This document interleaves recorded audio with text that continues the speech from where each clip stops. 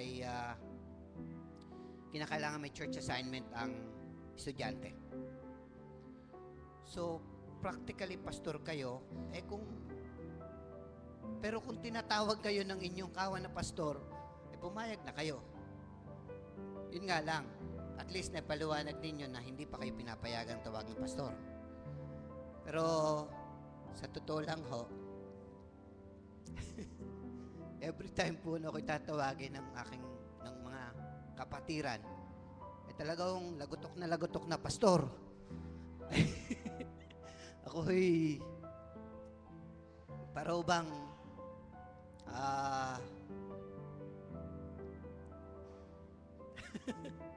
naa-uplift po yung aking spirit. Sabi ko, ang sarap din pala tawagin ng pastor. Naranasan din ho yan ng asawa ko. Yung isang magkakasama kami doon, biglang tinawag ako ng isang miyembro na, Pastor, alam nyo, ginawa ng asawa ko, tuwing na dyan. Sabi niya, kasarap palang pakinggan asawa nyo, Pastor. So, parang ngayon nun, natatanggap ko na. Kahit na tawagin ako, hindi ko na sinasabing, paspa lang. Hindi ho. Parang natatanggap ko na eh. And sa March 30 po, March 29 po pala, aakyat kami. Tapos na ho ako sa isang kurso, Diploma in Theology. Nag-graduate po ako sa Diploma in Theology sa March 30. Maraming salamat po sa inyo. Maraming salamat din po sa Panginoon. Galing ng Diyos, ang galing ng Panginoon sa buhay natin lahat. Praise God. Oh, isa na lang daw. Si Nico. Last na ito ha, 2 minutes. Okay? Salamat sa Diyos sa ginagawa ng Panginoon sa atin. Marami na nagpapatotoo. Magandang gabi po sa ating lahat. Katulad nga po, nung pumunta ako dito sa Lipaw, stop po ako. Hindi ko po alam na gagamitin po ng Diyos si Doktora Indino para makapag-aral po ako. Pati po ibang tao. Sobra po ang pasasalamat ko dahil hindi ko po sila kaano-ano, biologically, pero nakita ko po yung concern nila. At ngayon nga po, nito pong nag-OJT po ako, hindi ko po ina-expect na maging ganun ang result dahil naka-experience po ako na magkaroon ng problema po sa pag-handle po ng mga bata. Pero sabi ko nga po sa status ko sa FB, thank God for all these blessings. Una po, dahil po sa comprehensive examination po, hindi ko po ina-expect na maipapasa ko po yun with flying colors po. Ang sabi ko po nung una, makapasa lang okay na. Pero ang binigay po ng Lord, mas sobra pa. Hindi po yung papasa lang, kundi yung with flying colors po. Kaya sobra po akong nagpapasalamat sa Diyos. Pangalawa po, ito pong grade ko po sa OJT, hindi ko po ina-expect na yung 1.25 makukuha ko po. Nasasabi lang, ako pa lang yung pang-apat sa college na nakakuha ng 1.25 sa OJT. At yung sinundan ko daw ay sobrang tagal na. Kaya sobrang pasalamat ko po yun. At last po, sa April 11 po, yun po, makakatungtong na po ako sa stage. Kaya maraming salamat po sa panalangin, lalo po sa thesis ko dati na nahihirapan ako. Maraming salamat din sa pamilya ko at lalo na po sa Diyos po na tumutulong at gumagabay po sa bawat isa sa atin. Yun lang po.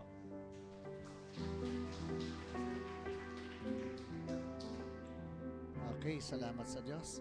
Anak, bukas pumunta ka sa stage para makatungtong ka na ng maaga sa stage. Yun lang pala, hinihintay-hintay niya. Akala nung 4 years may hinintay, hindi ka tumutungtong sa stage. Umakyat ka, anak, bukas. Kaya natin. Praise God. Salamat sa Diyos sa blessings niya sa atin. Alam kong marami pang gagawin. Alam niyo mga kapatid kung bakit natin pinapractice itong testimony? Nais natin na itong Lipa Evangelical Church is a testifying church. Amen? Makita natin sa atin ang ginagawa ng Diyos. Noon, very awkward tayong magpatotoo dahil akala natin pag mapapatotoo tayo, magyayabang. Di mo ba? Akala mo naman kung sino. Pero hindi na yan. Iniba ng Diyos ang ating kultura. Nagte-testify tayo dahil may ginagawa ang Diyos sa buhay natin. Amen? Praise God. Praise God. Okay, tayo pong lahat mga kapatid magsitayo. Mag-form po tayo ng circle. Ipagpapray po natin sa Panginoon ang kanyang una, ang pasalamatan natin ang napakagandang kabutihan niya sa ating mga buhay. No, dahil hindi natin maipasusubali kung gaano kaganda ng pagkilos ng kanyang kamay sa buhay natin, maging sa pamilya natin. Amen po ba? Hindi rin natin maipasusubali kung paano siya gumagawa sa iglesia. Ipinakikita niya yan sa atin ngayon. Very visible ang pagkilos ng Diyos. Pangalawa, kahit may mga pagsubok, alam nating walang kamandag yun. Hindi kayang tinagin ng pagsubok na yon ang gawa ng Diyos sa buhay ng bawat isa at sa buhay ng iglesia. Salamat sa Diyos dahil ibinilagay niya sa dakong ito ang Lipa Evangelical Church. Na, gagamitin niya ang church na ito ng patuloy. Sa atin mga kapatid na pananalangin, siguro lahat Thanksgiving, mga kapatid, kahit doon sa ngayon ay sa kasalukuyang may karamdaman, I would like to thank God because I believe that God's hand is moving. Hinihil niya yung may mga karamdaman. At makikita natin yung amazing grace ng Panginoon sa atin. Ito na yung panahon na yon, mga kapatid. We have to claim the blessing. Angkinin nyo yan. Tanggapin nyo yan. No? Si Melissa, pinagagaling na ng Diyos. Si Kuya Romy Lina, pinagagaling ng Diyos. Si Kuya Alan, pinagagaling ng Diyos. Si Pastor Mike, pinalalakas ng Diyos. Yung kapatid ko po pala, si Ate Ami, pinagaling ng Diyos. Meron po siyang mayoma, and I claim, ginagalaw ng Diyos ang mayumang yon upang matunaw, madurog, at mawawala yon. God's hand is moving. Na? Sino man sa atin dito ngayon ang may karamdaman, God is healing you. Sino man sa inyo ngayon ang may problema sa tahanan, maging financial man yan, o relational, o kabuhayan, God is restoring you, your family. God is restoring now your business. God is restoring now your relationship. God is healing your family. Dahil siya ay may pangako sa atin at ang pangakong yan, totoo. Mangyayari yan at nangyayari ngayon. Buhat ngayon mga kapatid, learn to start. Learn, no? To start claiming the promise of God. Ito na tayo ngayon. Wala na tayo doon sa doubting moment. Nandito na tayo sa believing moment. It's time to believe. And it's now the right time to see how God is working in our midst.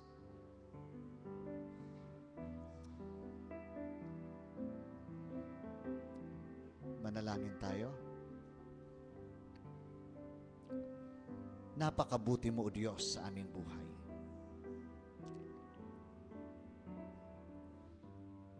Ganun na lamang ang pag-ibig mo sa amin. At dahil sa pag-ibig na ito, O Diyos, hindi na namin mapigilan ang aming buhay na magpatotoo, O Diyos.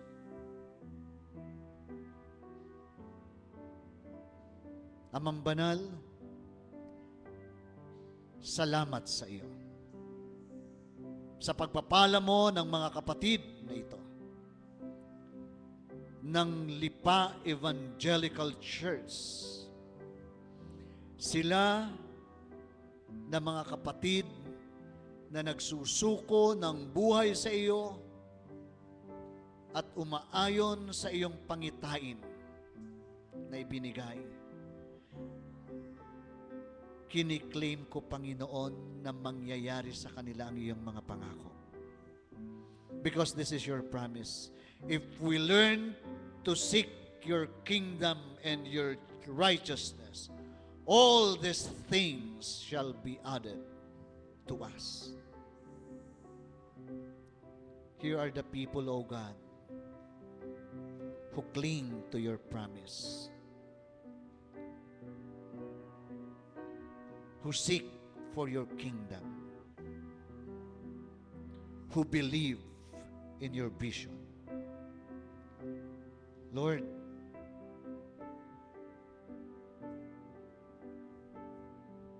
let the fulfillment of your promise manifest in them.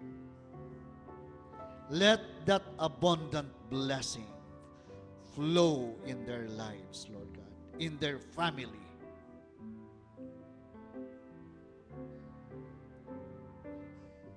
Ama, salamat. Dahil alam namin, Panginoon, ang pagpapalang ito'y iginawad mo sa kanila. Ito ang sinasabi ng Panginoon sa atin ngayon. Kapag ikaw tinatawag, kapag ikaw pinagagawa, huwag kang magreklamo. Maaaring sa simula nakakapagod yan. Pero pag ibinuhos na sa iyo ng Diyos ang labis na pagpapala, ito ang titighaw ng lahat mong pagod. Paghandaan mo ang pagpapala ng Diyos na magikang karapat dapat doon. Maglingkod ka. Siya ang bahala sa iyo. Maglingkod ka. Siya ang magpapakain sa iyo. Siya ang gagamot sa iyo. Siya ang magpo-provide ng lahat ng kailangan mo sa tahanan mo. Maglingkod ka. Ito ang rema ng Panginoon sa atin ngayon. Because that is the promise. When God start to bless us, He will make His countenance shine upon us. He will keep us. He will give us peace.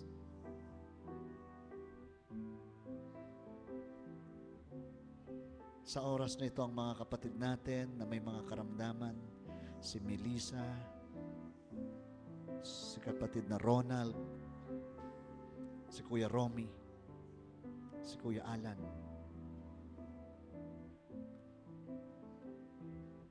si Ate Ami,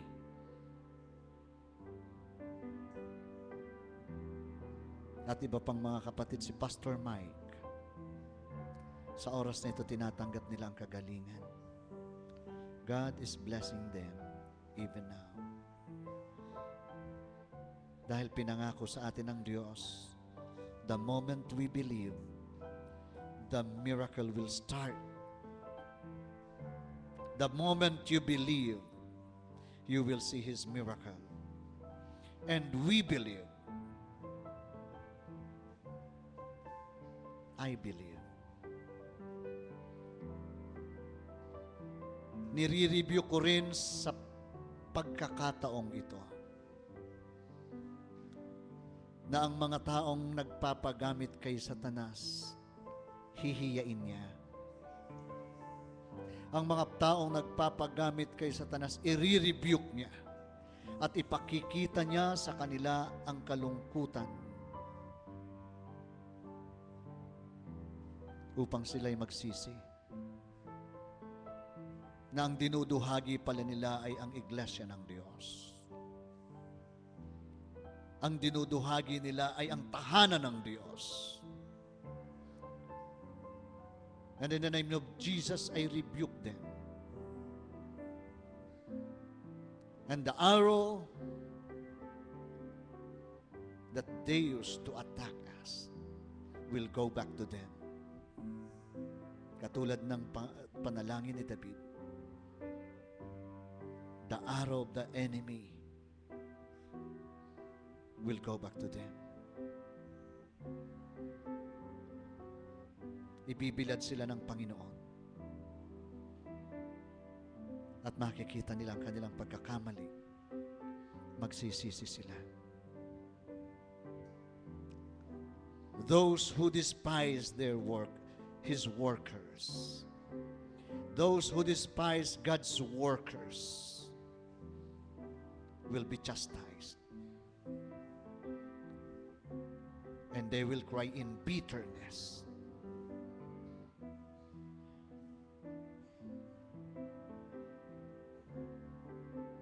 At ang kapaitan na yun matitigil lang kapag pinagsisihan nila ang kanilang ginawa. At ihiningi nila ito ng tawad sa manggagawang dinuhagi nila.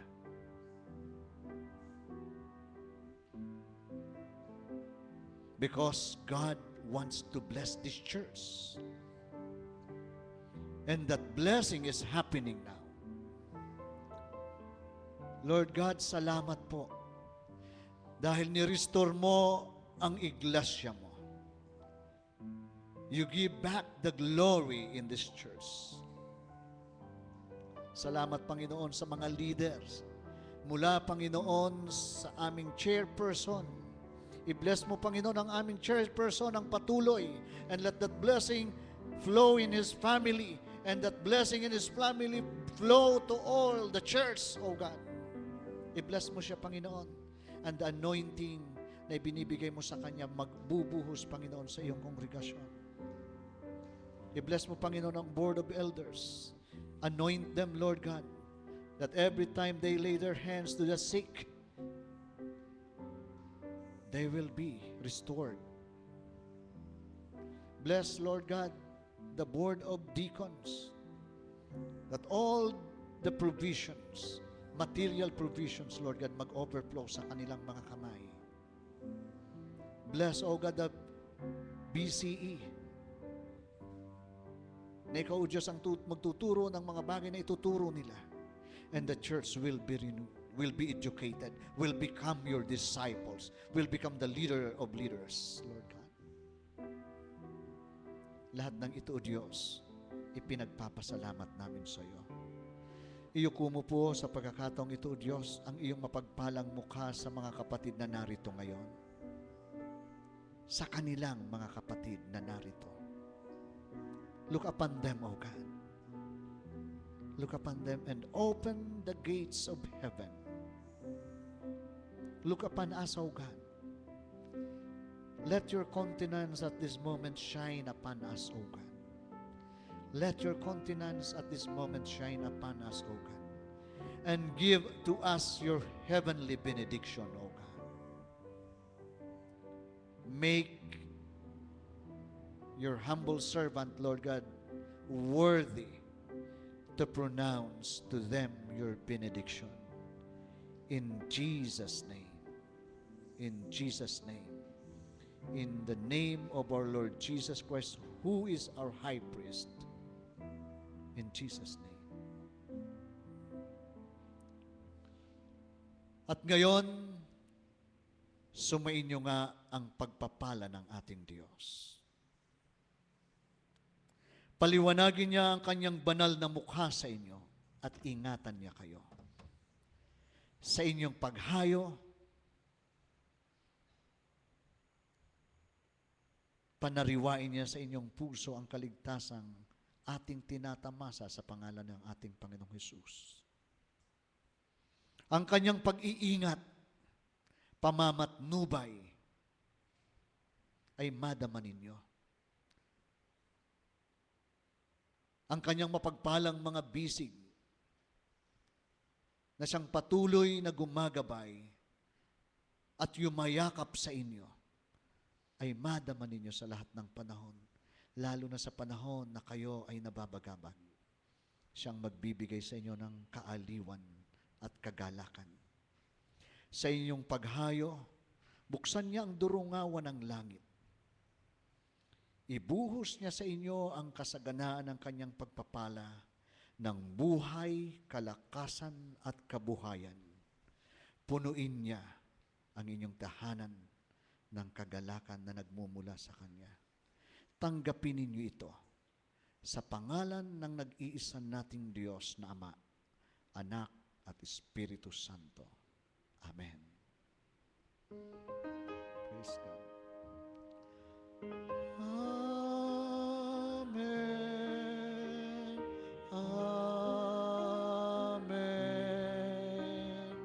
Amen.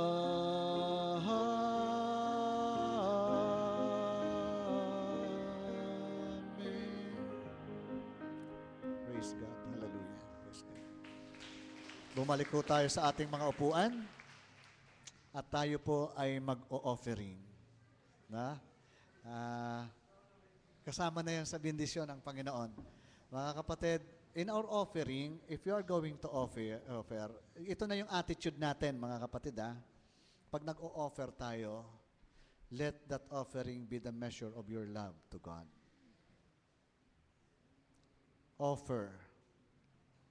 Give an offering as an expression of your love for God. Okay po? Nasaan po yung offering offertory basket natin? Habang nag-offering po tayo, umawit po tayo ng isang awitin.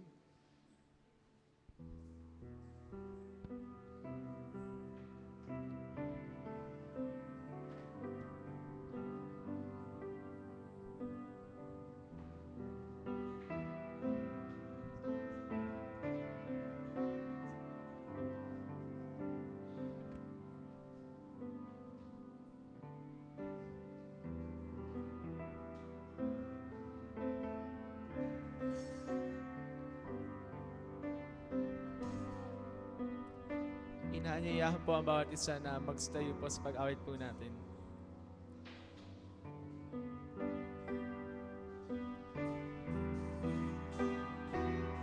At hayaan nga po natin na ang Panginoon ang siyang kumilos sa atin sa lahat ng sandali. Iparama niya sa atin yung pagmamahal na nagbubuhat sa Kanya. I'm so secure. I'm so secure. You're here with me. You stay the same. Your love remains here in my heart, so close I believe. You're holding me now in your hands. I belong. You'll never let me go. So close, I believe. You're holding me now in your hands. I belong. You'll never let me go. You gave your life in your endless love.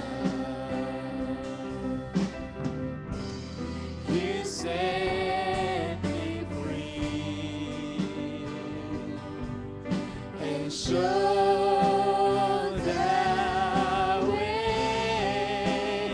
Now I am found so close, I believe. You're holding me now in your hands. I belong. You'll never let me go. So close, I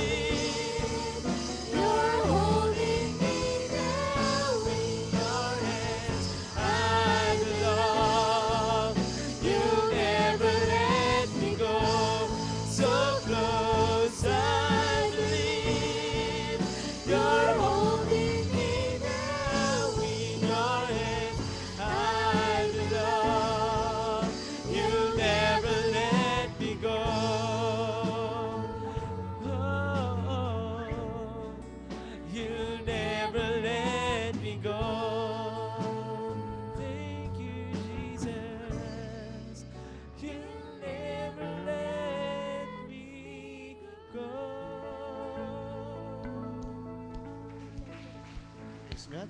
Praise God. Magandang gabi po sa atin lahat. Pagpalain kayo ng Panginoon. God bless.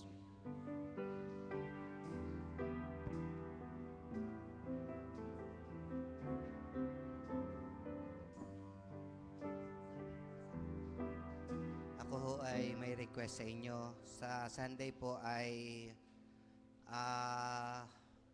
magsasalita po ako sa communicants class about Christian living.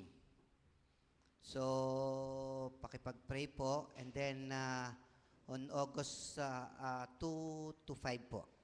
Tapos ay sa linggo po 'yon. Tapos po ay sa pakipag-pray nyo rin po. Kasi ho, hindi very intense ang confirmation class na ginagawa sa Cluster A. So, actually po, hindi kagaya nung ginagawa natin dito sa Cluster F na whole week na live-in ang mga klase. Doon po ay Sunday afternoon lang, nakikita ko po na kulang na kulang. Kulang na kulang ang feeding para sa class. So, sana po ipag-pray po natin na God will provide at magpupuno sa kanilang kaalaman. And then, on April 14 po, ay mayroong pong gawain ng pulo na fellowship po with other churches.